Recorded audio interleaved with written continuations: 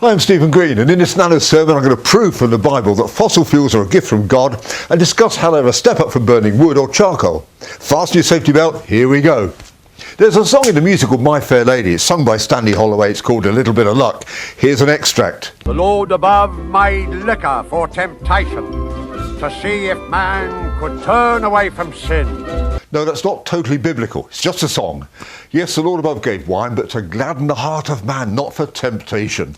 However, for climate fanatics, the Lord above, if they believe in the Lord above, has placed fossil fuels in the earth for the same reason, not to use in moderation, but to see if man can turn away from climate sin. So what does the Bible say about minerals in the earth? Here's Deuteronomy chapter 8, where God is talking about the promised land. It is a land whose stones are iron, and out of whose hills thou mayest dig brass, or copper in the Hebrew.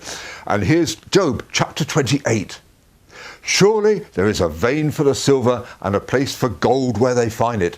Iron is taken out of the earth, and brass is molten out of the stone. All of them are there by the grace of God for man to use. So is the bitumen, which ancient people dug from the ground and used as mortar in building. So is the clay they used to make pottery.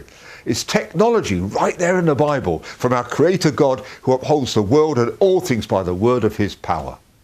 According to offshoretechnology.com, the oil and gas industry started as recently as 1847, when Scottish chemist James Young observed natural petroleum seepage in the Riddings coal mine. He distilled from it a thin oil suitable for lamps and a thick oil for lubrication. Bible consultants say that by 200 BC, the Chinese were using coal for heat and as a trading commodity. Coal, oil and gas may not have been known as such to the Bible writers, although Job goes on to say, as for the earth, out of it cometh bread, and under it is turned up, as it were, fire. In any event, the same principle employs. God's put fossil fuels there for our use. Bible go on to say coal was also vital to China's metallurgy industry. Smelting was known to Job, but it flourished in China around 120 BC. Bible say, due to the huge demand for fuel from forges and furnaces, China faced issues from deforestation as forests were felled to provide fuel. As the crisis deepened, an alternative fuel source was found in coal. Here's Jordan Peterson at the Cambridge Union. One of the reasons there's more trees in the northern hemisphere than there were 100 years ago. No one knows that, but it's true, and by a substantial margin. You know why, in part? Because people burned coal instead of wood. It's like everyone says, well, we shouldn't burn coal. It's like, okay, fair enough. What do you want to do, burn trees instead? Because that's what poor people would have done. It's like, coal isn't good. Well, it's better than burning wood. The UK is actually doing what the Canadian academics called shipping wood chip made from primal forests in Canada over here to burn in Yorkshire Straps Power Station instead of coal. They fooled themselves into thinking it's greener than coal. But the emissions are far worse. The subsidies are ridiculous. It's the politics of absurdity. Renewables are intermittent and need cover for when the wind doesn't blow and the sun doesn't shine or shines too hot for solar to work properly.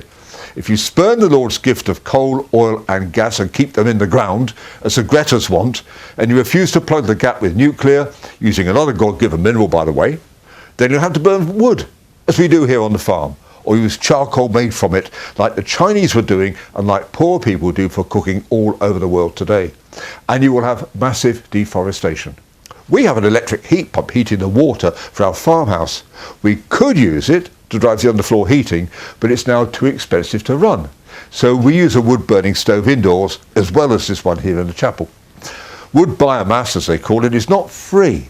You have to spend valuable time cutting down the trees or cutting up fallen ones, logging, chopping, stacking, seasoning, chipping the brush, bringing it all in and keeping the fire going.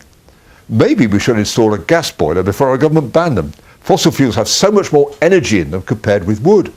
Gas will be cleaner, more efficient and probably cheaper, all things considered. For generating electricity, nuclear is the most sensible way. John Lomborg says nuclear plants are currently too expensive, but they cost peanuts compared with all the net zero money now being squandered. Until they come online, we'll have to burn those God-given fossil fuels and recognise it isn't a sin to do so. Let me know what you think in the comments below. Subscribe to the channel and like and share the video. Also see the links below for the transcript and references, a petition against net zero, and also to support us. Pray for me and for Christian Voice. Pray for our leaders to turn away from their real sin of not seeking the Lord for wisdom. And if you made it this far, hey, thanks for watching.